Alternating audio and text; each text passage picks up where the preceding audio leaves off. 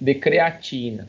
Tá? Vou compartilhar o conteúdo como eu sempre faço com vocês, compartilhamento de tela. Então nós estávamos, só para fazer uma revisão rápida, um overview, nós estávamos falando de suplementação de tamponantes mediante as tarefas físicas de cada tipo de atleta ou cada tipo de modalidade. Nós sabemos que as modalidades, as diferentes modalidades também, elas recrutam diferentes condições metabólicas, ou metabolismo oxidativo, ou metabolismo glicolítico, ou metabolismo ATP-CP, que é o metabolismo fosfocreatínico. As primeiras suplementações que nós vimos foram as suplementações de tamponantes. Substâncias tamponantes são aquelas substâncias que vão controlar o índice de acidez ou de acidose ou alcalose tecidual. São substâncias que levam em consideração aquilo que é aparente no tecido muscular, que é o tecido em questão, e o que será aparente no tecido muscular será o depósito, o acúmulo de íons H+, que tornará o tecido ácido. Então, eu terei uma acidose metabólica local, setorizada, ou até mesmo uma acidose metabólica global muscular, de acordo com as intempéries da atividade física. Se elas forem muito extenuantes, a possibilidade de liberação de muitos íons H+, acidificando o tecido muscular, claro que dependente da demanda de carboidrato, de carbonos hidratados. Então, as soluções tamponantes, elas funcionam para o metabolismo glicolítico, professor? Sim, as soluções tamponantes, elas servirão como soluções em busca do controle da acidose metabólica em atividades físicas que dependam, de demanda glicolítica. As atividades que dependem de demanda glicolítica são as atividades que cronologicamente são execuíveis num tempo de 15 a 30 segundos, extensiva para 5 ou 6 minutos. Tarefas, atividades físicas que tenham uma demanda maior do que 5 a 6 minutos já fogem da capacidade de produção de energia através dos carbonos hidratados, então os carboidratos não surtem mais efeito como produtores de energia imediata. Vocês acima de 5 a 6 minutos, em uma tarefa acima de 5 a 6 minutos, já tem o recrutamento de outro metabolismo em questão, que é o metabolismo oxidativo. Então, voltando, suplementação de tamponantes é a suplementação de alguma substância que venha controlar o pH. Tá? Então, quando eu suplemento o paciente ou atleta com um tamponante, com uma solução tampão, eu estou obrigatoriamente tentando controlar o pH, que vai estar ácido, com pH abaixo de 7, não é? E eu vou tentar controlar esse pH, elevando o pH, diminuindo a acidose, levando a um quadro aí de diminuição da acidose. Tá? Então, aqui, por exemplo, um gráfico com o pH, quantidade de ácido adicionado, não é? Então, quanto mais ácido eu adiciono, quanto mais íons H+ eu adiciono, mais o meu pH cai, mais o meu pH fica aí mais ácido, tá? E aqui a solução tampão é a solução capaz de arrefecer esse quadro. Eu vou pingando a solução tampão e eu vou controlando a queda do pH. Ó. Ele vai controlando, eu faço até um platô. Eu saio de um gráfico de queda brusca de pH para um gráfico aí de linearidade, de formação de um platô, controlando esta acidose tecidual. Em tarefas de 1 a 5 minutos, em média de duração de aproximadamente 1 a 5 minutos, que são esportes como 200 metros rasos, 400 metros rasos, algumas provas de piscina, algumas provas de ciclismo, né? Até mesmo no futebol, alguns atletas que em posições estratégicas executem uma tarefa metabólica de aproximadamente 1 a 5 minutos de duração, esses atletas estão utilizando a via glicolítica, porque exatamente a via glicolítica que faz com que eu tenha uma acidose, tá? Então, a via glicolítica leva à acidose. Então, eu tenho que diminuir os meus íons H+, porque quando eu quebro o carboidrato, eu libero íons H+, tá? Então, quando a via glicolítica é o carboidrato, C6H12O6. Então, aqui eu tenho o carboidrato. Tá? A quebra do carboidrato leva a produção de íons H+. E leva à acidose, obviamente. Então, quando eu quebro glicose, eu libero H+. Quanto mais glicose eu quebro para a produção de energia, mais íons H+ eu produzo, tá? Então, quer dizer, professor, que quando eu uso muito da glicose para a produção de energia, para atividade física, meu corpo fica mais ácido? Ele fica. E quanto mais ácido ficar o corpo, o que acontece? Quando eu uso a via glicolítica e o meu músculo fica ácido, o que acontece? Diminui a produção de energia, diminui a contração muscular, diminui o cálcio do retículo sarcoplasmático, eu passo a cansar, eu passo a fadigar. Então, toda vez que eu tenho liberação de íons H+, eu tenho uma tendência maior à elevação da fadiga. Tá? Eu tenho elevação da fadiga. Então, quanto mais íons H+ eu tenho, maior elevação da fadiga. Tá? Deu para entender, pessoal? Atividades de aproximadamente 1 minuto a 5 minutos, começando de 15 a 30 segundos, sendo extensiva a 5 minutos. Eu uso glicose como produção de energia, como fonte de energia para contração muscular. E quando eu uso glicose, a via glicolítica, ali quando o músculo usa glicose, o que acontece? A liberação de íons H+. Quanto mais o meu corpo tem íon H+, mais fadiga eu tenho, porque mais ácido fica. Diminui as capacidades de contração, produção de energia e tudo mais. Tá? Então eu tenho que controlar essa queda de pH, eu tenho que controlar essa acidose, eu tenho que controlar esta fadiga, eu tenho que elevar esse pH. Né? Então eu tenho que usar alguma coisa no músculo para ter uma capacidade de tamponar esse ácido. O que eu posso fazer para tamponar esse ácido? Ou ingerir bicarbonato, citrato ou lactato. E a gente sabe que na literatura é o bicarbonato que tem comprovadamente um efeito ergogênico, não é? Que tem a gênese da energia, não é? Que auxilia na melhora da conservação e reaproveitamento energético celular. Então, o bicarbonato comprovadamente é a melhor estratégia como substância tamponante.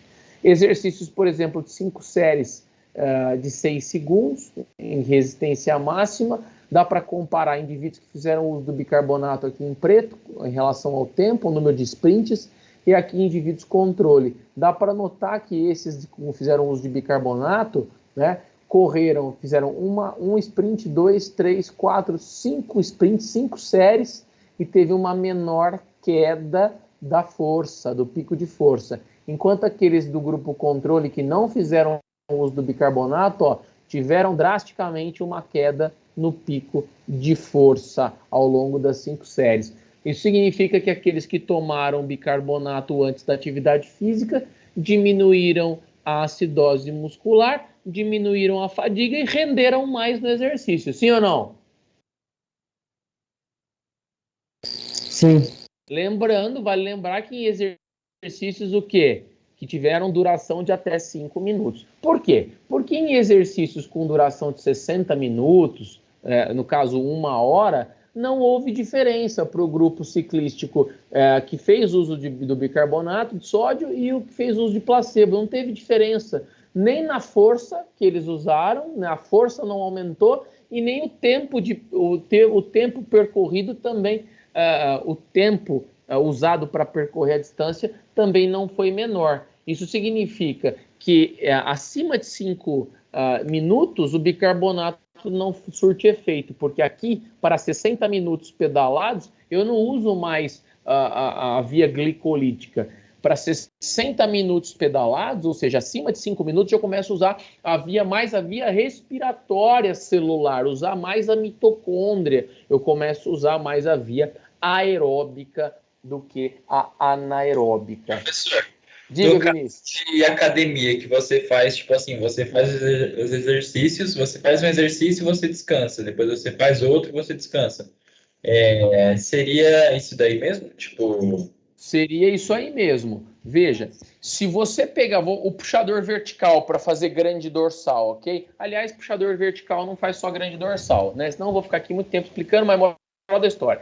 Quando você pega o puxador vertical e você está com a posição em prono, você, quando desce os primeiros 15 graus com a posição em prono no puxador vertical, você está usando o rotador, está usando rotadores internos concentricamente, ok? Então dá para você ver o teu romboide, o teu redondo maior engrossando. Todo mundo que faz o puxador vertical aqui sem camisa, com aquelas camisetas de academia, logo nos primeiros 15 graus você vê muito mais o redondo maior, né? Redondo maior hipertrofiando. Bom, moral da história, aí dos 15 graus para baixo você está pegando a grande dorsal, o famoso latíssimo do dorso, tá? E também trapézio inferior, famoso trapézio ascendente. Se você ficar fazendo puxador vertical durante 3 minutos, por exemplo, você não vai conseguir fazer. Mas se você fizer o puxador vertical, vai 25 vezes.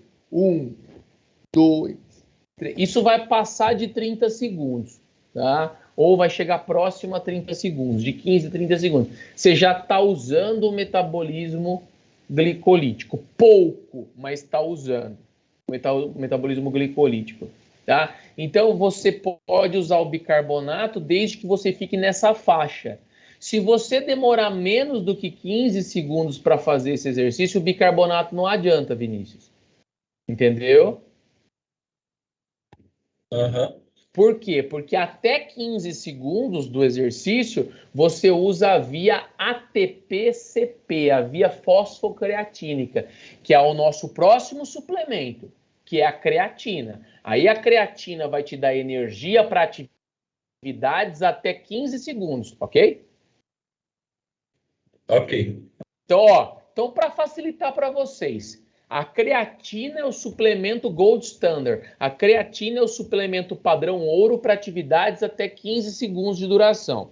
De 15 segundos a 5 minutos, o bicarbonato é a suplementação Gold Standard para conservar energia, evitar a acidose e a fadiga. Acima de 5 minutos, o suplemento que funciona para atividade energética nesse sentido é a cafeína. Deu para entender? Deu. Execuções rápidas, creatina. Intermediárias até 5 minutos, bicarbonato. Acima de 5 minutos a horas, cafeína. Tá? Então é isso que eu estava dizendo. Em exercícios de 60 minutos, ou seja, 60 minutos ou 1 hora pedalando, obviamente não vai ter efeito bicarbonato, porque ele tem efeito por metabolismo de glicose. Né? Ele vai diminuir a acidose, porque diminui a concentração de íons H+. No caso do ciclismo, nesse caso, o cara não tem acúmulo de íons H+, porque ele já está usando oxigênio como fonte primária, né, e contínua de energia.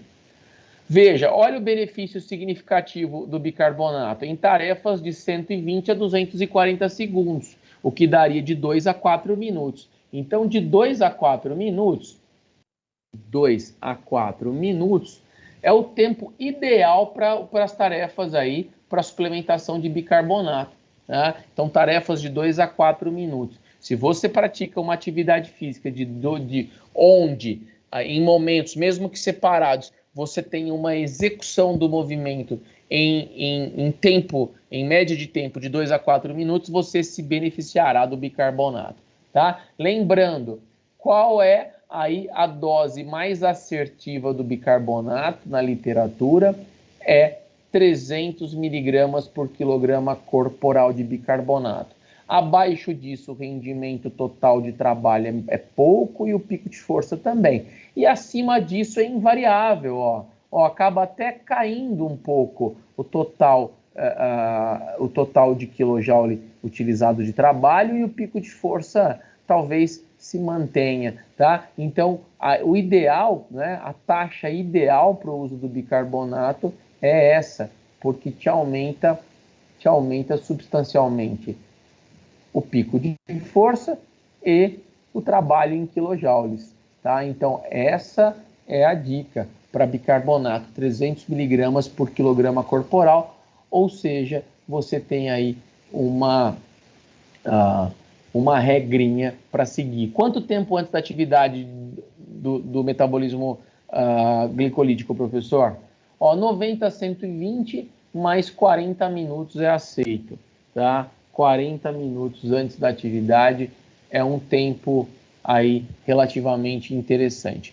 Então, faça a ingesta do bicarbonato, que é um tamponante extracelular, para diminuir essa acidose, diminuir a fadiga e aumentar o rendimento. E além dos tampões extracelulares como bicarbonato, nós temos os tampões intracelulares. Dentre os tampões intracelulares, nós temos um aminoácido que é a histidina, que é o principal aminoácido tamponante sanguíneo. É o que controla o pH no sangue e, consequentemente, controla o pH na musculatura.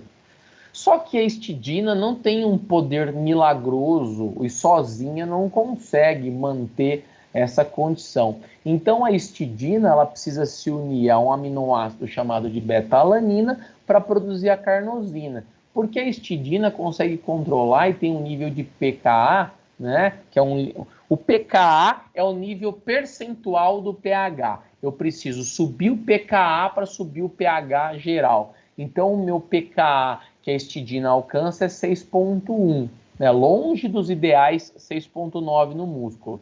Só que quando eu tenho a somação, né, quando eu tenho a somação da minha histidina com a minha beta-alanina, eu encontro numa produção intramuscular de carnosina com um pKa ideal transformatório, um pKa ideal para transformar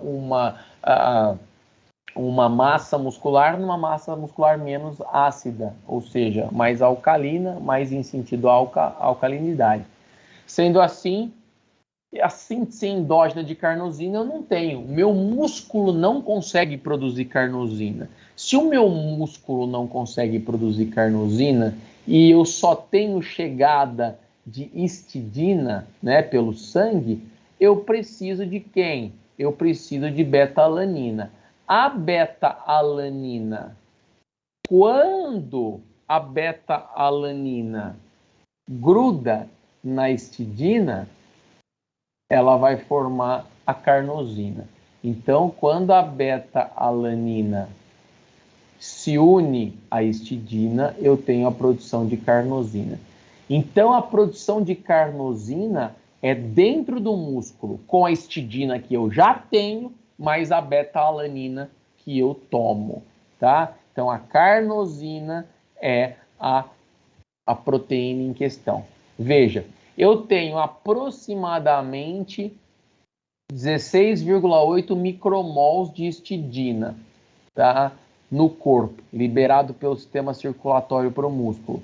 De beta-alanina, eu tenho aproximadamente 1 a 2,3 milimols.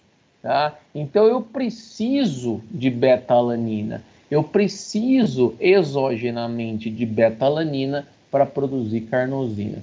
Isso significa que eu tenho duas possibilidades de tampão para as atividades glicolíticas de até 5 minutos. Um tampão, um sistema tamponante com o bicarbonato e um sistema tamponante com a alanina, com a beta-alanina. Precauções, até 40 miligramas por quilograma corporal.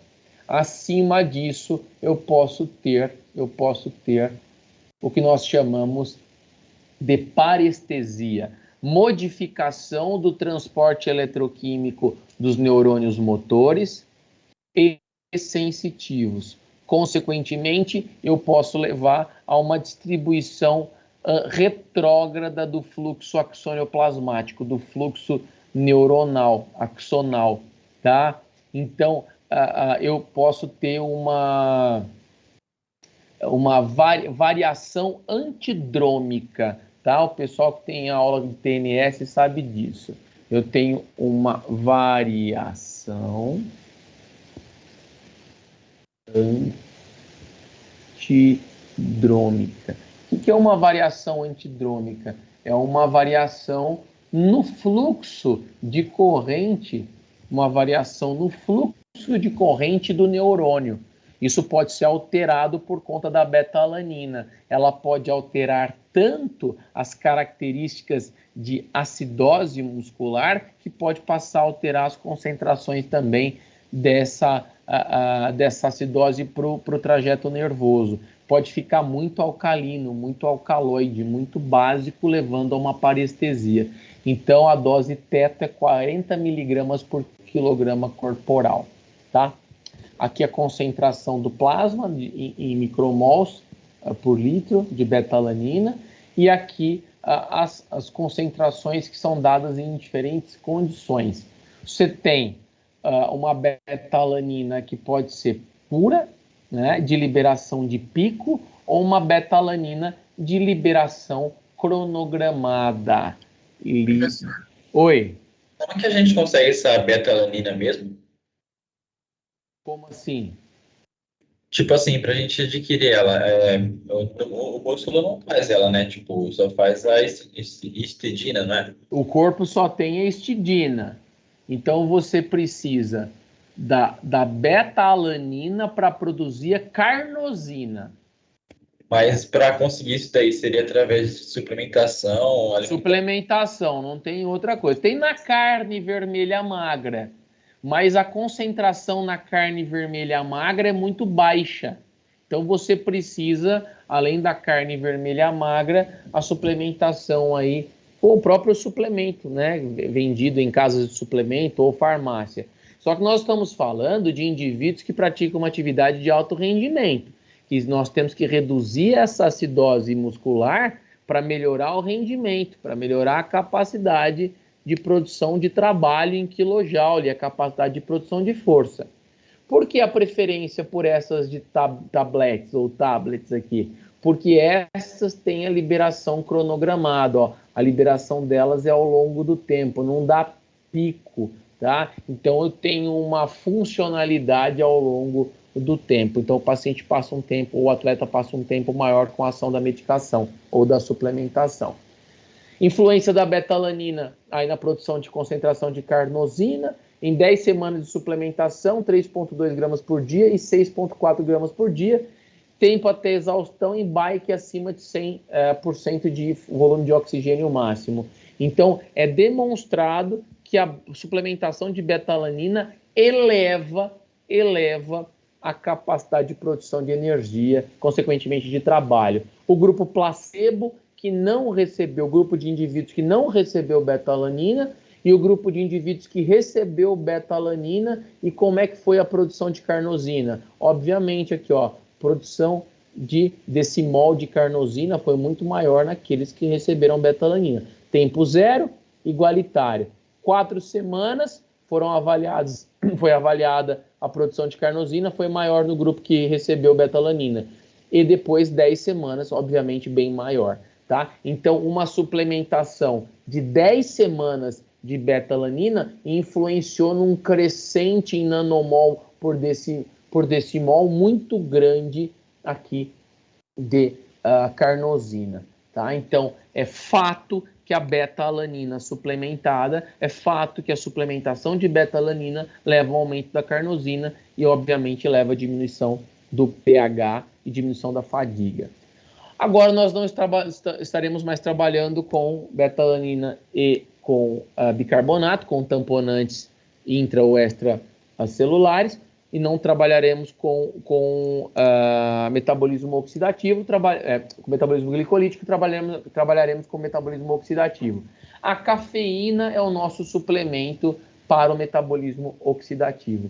Então, efetivamente, a cafeína ela auxilia na ação da bomba de sódio e potássio, faz com que a atividade energética intracelular melhore. O músculo vai estar fadigado, vai estar com um aumento de potássio extracelular, redução de potássio intracelular. Músculo em repouso, potássio intracelular 160, potássio extracelular 4 milimols. A cada contração eu perco 2 micromols de potássio. Na fadiga, eu perco mais potássio para o meio extracelular, no caso 12 milimols. Então, o que eu não posso é diminuir muito minha concentração de potássio intracelular. E o que a cafeína faz? Ela mantém o meu potássio intracelular. Ela evita o efluxo, a saída. Tá? Mais uma vez, o que a cafeína faz? Vamos lá. A cafeína evita o efluxo de potássio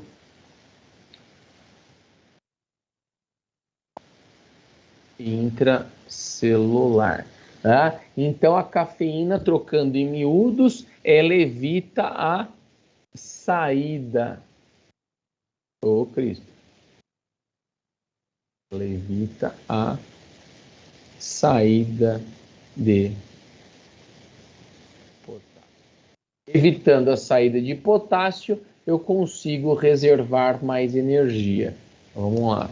Reservando mais energia intracelular.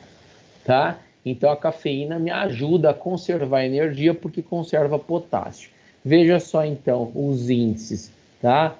O início, potássio plasmático, sérico, o início, pós-ingestão e pós-exercício, tá? Então dá para notar aqui os índices de potássio. Placebo, o paciente suplementado com cafeína e o grupo controle, tá?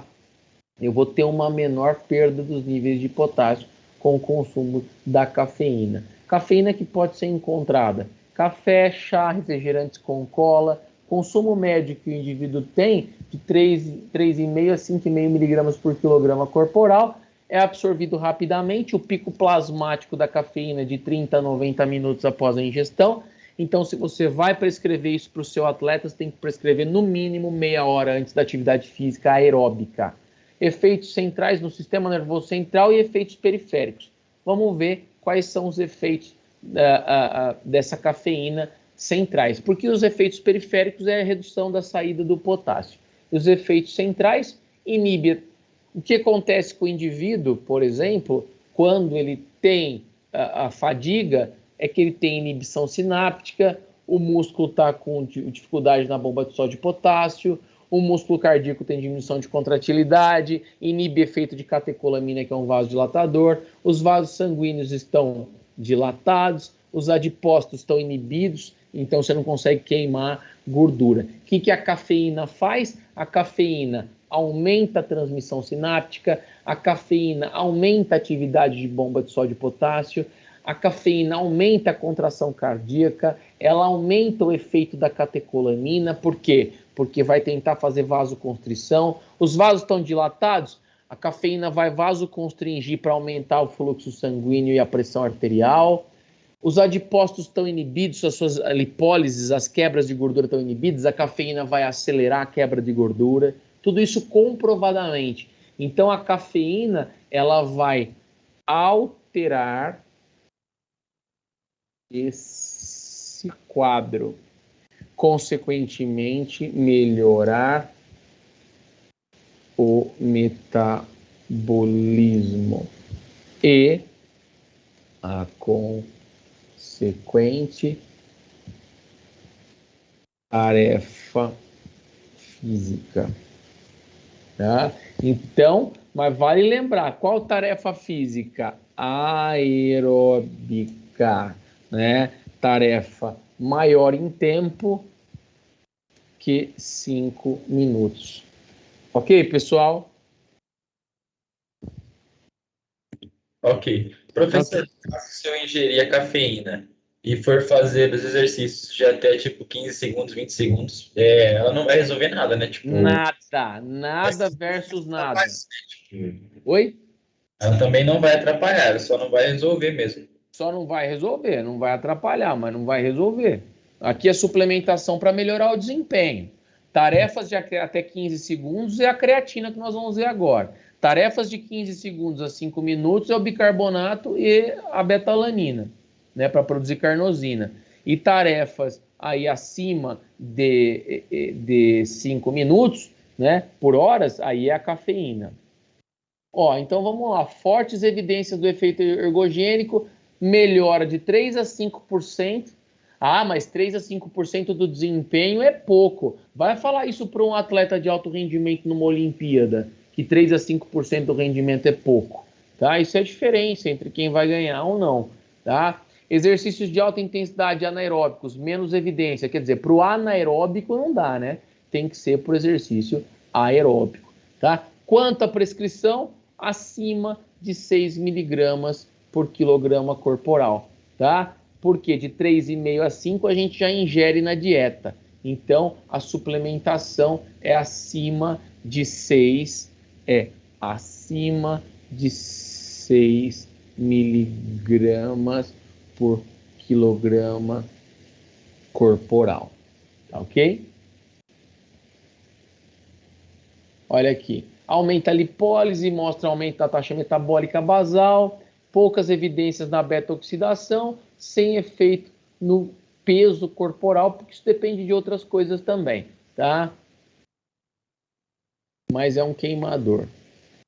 Veja, cafeína suplementada com 5 miligramas por quilograma corporal, mas aqui tem uma prescrição muito branda, né? Um artigo até interessante publicado na PLOS ONE, uma revista de alta impactação, tá? Mas sempre acima de 5,5, tá? Aqui dá para notar que as melhoras são significativas independente da fonte de cafeína, tá? Então não importa se você toma cafeína advinda do café, da Coca-Cola, do chá, não importa. O problema é, prefira cafeína em cápsula ou em comprimido, em suplemento, para que não ocorra alterações de cunho gastrointestinal. Então o problema é de ficar tomando muito café para ter o efeito da cafeína em atividades físicas acima de 5 minutos, são os problemas gastrointestinais, ulcerações e coisas do gênero. Então é muito mais simples você tomar o composto purificado, sim ou não?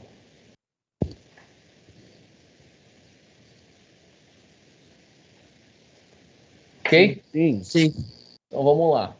Trocando agora um pouco a suplementação, nós vamos para a suplementação de creatina. Primeiro, o que é creatina? Creatina é uma proteína. Uma professora, a creatina é empregada como suplementação energética, corretíssimo. Por que uma proteína não pode ser usada como cofator para a produção de energia? Proteína não é construtor? Proteína é construtor, mas nós vamos usar para energético? Vamos usar para energético, não tem problema nenhum. Então a creatina é uma proteína que tem um papel biológico, uma fundamentação, não para crescimento muscular direto, mas a creatina é uma proteína utilizada para o crescimento muscular de maneira indireta. A creatina tem um efeito metabólico muscular para reaproveitamento e otimização de energia. Você cresce porque toma creatina, não porque a creatina gruda no músculo e faz você crescer, não. É porque a creatina aumenta a produção de energia. E aí você tem mais energia para malhar, você malha mais, malha melhor, teu músculo cresce mais e melhor, porque você trabalha mais o músculo, sim ou não? Sim. Então o efeito da creatina é um efeito anabólico indireto. Veja, é um efeito anabólico indireto. Tá? Vamos dar uma olhadinha. Primeira coisa, ela é eficaz? Ela é eficaz. Perguntas que sempre surgem, né? A suplementação de creatina é segura? Já que você está tomando creatina, vamos colocar logo seu nome na lista de transplante de rim para garantir o futuro. Né? Quantos já não escutaram assim? Nossa, você está tomando creatina, você toma cuidado, hein? Toma bastante água porque você vai ter uma pedra renal, vai ter pedra renal, você vai para a fila de transplante renal. Não é assim. A prescrição tem que ser uma prescrição segura. A prescrição da creatina é uma prescrição segura quando bem feita. Tá? Outras frases que a gente sempre escuta da creatina é: com a creatina a pessoa acumula mais resíduos tóxicos e sobrecarrega o rim. Não tem nada a ver, não tem nada de resíduo. É uma proteína que deve ser ingerida em miligramas por quilograma corporal, que nós veremos ali já daqui a pouco, mediante algumas condições prévias de alguns pacientes, de risco ou não. Do contrário, ela é muito bem-vinda para atividade física de curto período, de 0 a 15 segundos, que é a maioria das atividades que a gente faz na academia, agora sim, nos equipamentos de musculação. Deem uma olhada. Conceitos básicos: eu consumo a creatina na dieta, eu tenho fonte do que de creatina? Carne vermelha magra, são todas fontes alimentares que têm creatina, né? Que vão ajudar na produção hepática. Então eu tenho uma série de outros aminoácidos e substâncias hepáticas que auxiliam a creatina a ser fixada no músculo. Então a creatina, quando ela está no músculo, ela auxilia na produção de creatina, de fosfocreatina. Então, o que eu preciso para a tarefa de força é isso aqui, ó. É essa molécula. É a molécula de fosfocreatina. Creatina mais um grupo fosfato, mais um fósforo. Então, é isso que me dá energia dentro do músculo, a fosfocreatina. Só que para que isso aconteça, eu preciso de uma enzima chamada de creatina quinase. A creatina quinase, ela vai pegar a creatina e transformar em fosfocreatina. Quando isso acontece, eu tenho a liberação disso aqui, ó, de ATP, de energia. Todo excesso de creatina que não foi transformado em creatina quinase, todo excesso é transformado em creatinina. Tá? Então vamos dar nome aos bois. Essa aqui é a creatina quinase, esta aqui é a fosfocreatina.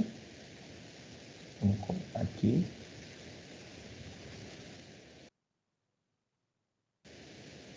Fosfocreatina, que é exatamente quem vai dar energia.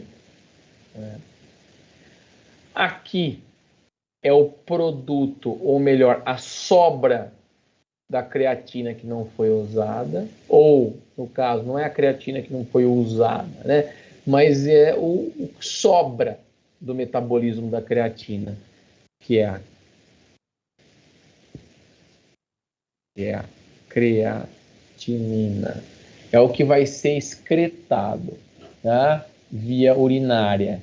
Ó, tá o rim aqui.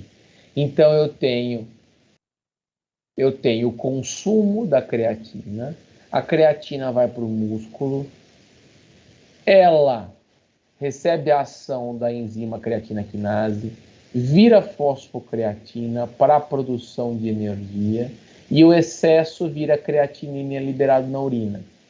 O quanto eu produzo disso por dia são 2 gramas, ou melhor, 2 gramas. 2 gramas de creatina produzida por dia. É pouco para quem tem uma atividade de alto rendimento. Por isso que a suplementação está aí. Então, o sistema fosfocreatina, creatina quinase e creatina é o sistema para atividades de até 15 segundos de duração. Tá? Vamos dar uma olhada nesse esquema. Bom, eu tenho a mitocôndria, eu tenho a fosfocreatina e eu tenho a creatina que eu consumo na dieta. E tudo isso é uma célula com sua membrana celular lipoproteica, bilipídica aqui em azul. Tá?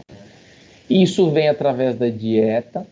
Creatina chegou através da dieta. A primeira coisa que acontece é a produção de fosfocreatina pela creatina quinase. Então, aqui eu tenho um tipo de creatina quinase e outro tipo de creatina quinase. A creatina vem, é quebrada pela creatina quinase em fosfocreatina, produz energia. A creatina, depois que vira fosfocreatina, ela vai ser quebrada por creatina quinase novamente e produzir ATP novamente. Então, eu tenho produção de energia aqui, produção de energia aqui, produção de energia aqui, que são produções de energia dependentes de creatina quinase. Veja, um ciclo de creatina quinase, outro ciclo de reaproveitamento de creatina quinase e a fosfocreatina também sendo quebrada pela creatina quinase para a produção de ATP. E isso por ação enzimática. Agora, eu tenho a creatina sendo quebrada por ação mitocondrial, tá? Eu tenho uma ação mitocondrial, tá? A creatina passa na mitocôndria, é quebrada e há a produção de ATP também.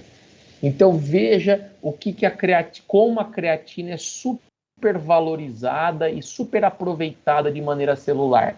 Ela produz energia por quebra enzimática intracelular e ela produz energia por quebra mitocondrial, por quebra de organela. Tá? Então, por isso que eu tenho muita produção de energia. Tá? Então, só que é uma coisa interessantíssima nisso tudo. Uma coisa interessantíssima. A creatina, para ter quebra mitocondrial, ela precisa de consumo inicial de carboidrato. Por quê, professor? Porque a mitocôndria só consegue rodar o ciclo de Krebs lá dentro se tiver quem? Se tiver no mínimo um piruvato. E eu só consigo um piruvato se eu tiver carboidrato. Professor, você quer dizer que o interessante é fazer o uso da creatina com carboidrato? Sim. A creatina, você otimiza o ganho energético da creatina com carboidrato. Tá? Nós já sabemos, o carboidrato, a glicose é para metabolismos intermediários, tá? De 15 segundos a 5 minutos. Só que, para eu ter um benefício integral da creatina dentro da célula, para eu não ter o benefício só por quebra de creatina quinase, para eu ter um benefício também por quebra mitocondrial, eu preciso acelerar minha atividade de organela. E para minha organela começar a funcionar, eu preciso de um piruvato. E para eu ter um piruvato, eu preciso de carboidrato. Sim ou não?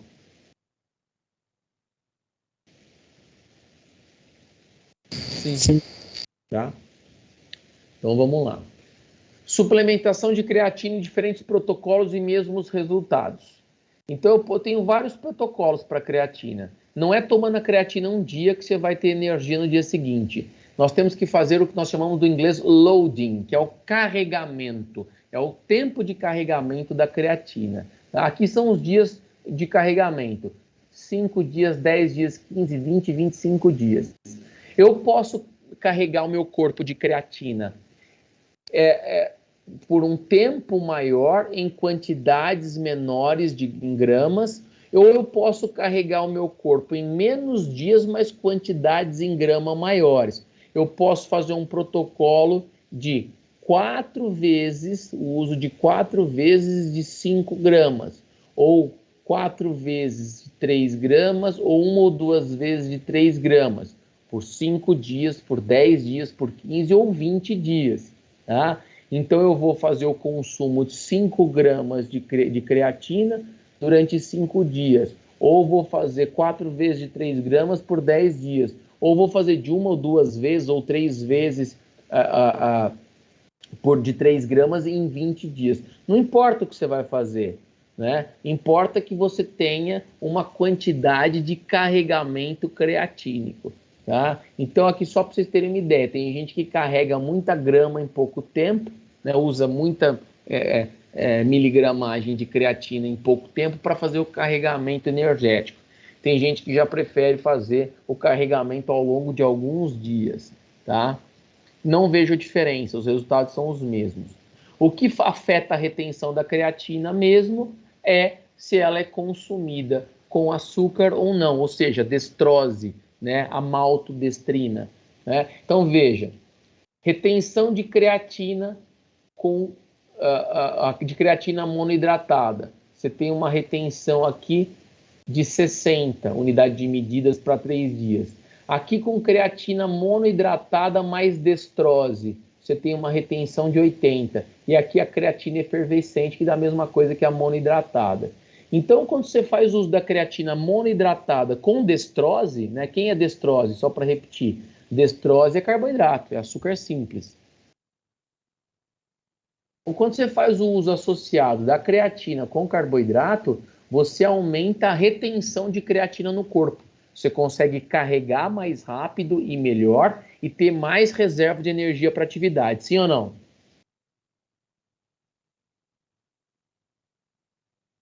Sim.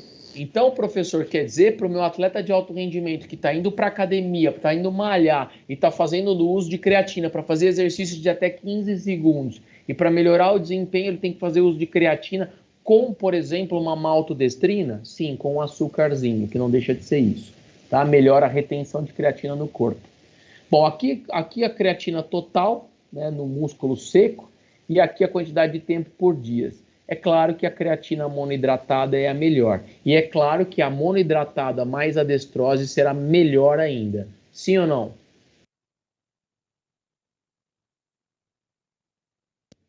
Sim. Sim. Ok. Vamos lá. Novas formulações de creatina. Você tem o sérum, né? A creatina sérica, tá? Mas está em estudo ainda, essa creatina. Tá? Então, nós não temos estudos sérios para a creatina sérica. Novas formulações de creatina. Por exemplo, doses baixas por creatina sérica, doses baixas de placebo, altas doses de creatina sérica, altas doses de placebo e creatina monoidratada. É até ridículo o tanto que a creatina monoidratada tem o percentual aí de boa absorção e de boa condição de armazenamento intramuscular. Tá? Então, a escolha da creatina é pela creatina sérica e associada ao carboidrato. Tá? Olha a suplementação de creatina e o desempenho físico, por exemplo. Tá? Então, em sprints de 6 segundos. Em sprints de 6 segundos, os indivíduos que fazem uso da creatina têm um melhor desempenho. Né? Então, a suplementação de creatina foi feita para os indivíduos em sprints de 6 segundos, né? Corridas de 6 segundos ou atividades de 6 segundos. Então, a creatina vai ter um desempenho muito melhor nos indivíduos que fizeram uso da creatina por conta do metabolismo que é o fosfocreatínico. Tá? Metabolismo de glicose vai ter um desempenho, metabolismo com uso de ATP um desempenho muito ínfimo, tá? Por produção de energia do metabolismo aeróbico, e o metabolismo fosfocreatínico é o de melhor desempenho. Tá? Então, a suplementação funciona bastante em exercícios de curtíssima duração, 6 segundos até 15 segundos. Deem uma olhada, mais uma vez, tá? Suplementação de creatina.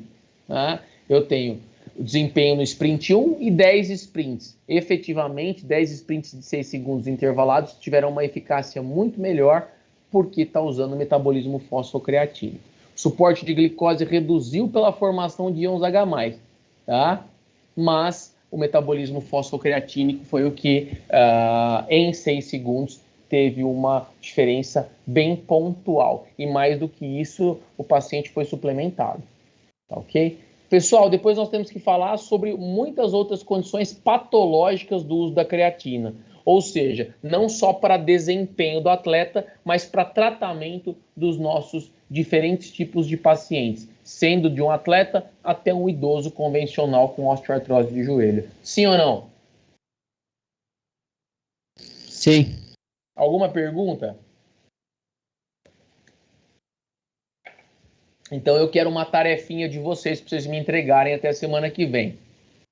Eu quero que vocês me façam um resumo sobre as soluções tamponantes, as prescrições e indicações miligramagens das soluções tamponantes intra e extracelulares, ou seja, bicarbonato e betalanina, e sobre a cafeína, tá? Creatina vamos deixar para depois.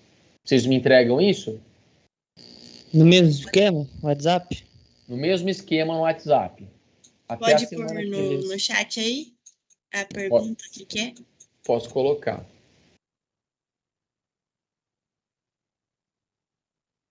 Sim.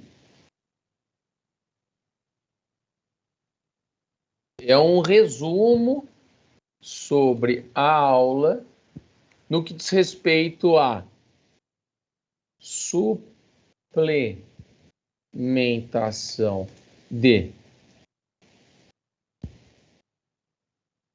tamponantes, tá? Tanto intra quanto extracelulares e cafeína. desde dose até efeito e tipo de metabolismo usado. Ok, pessoal?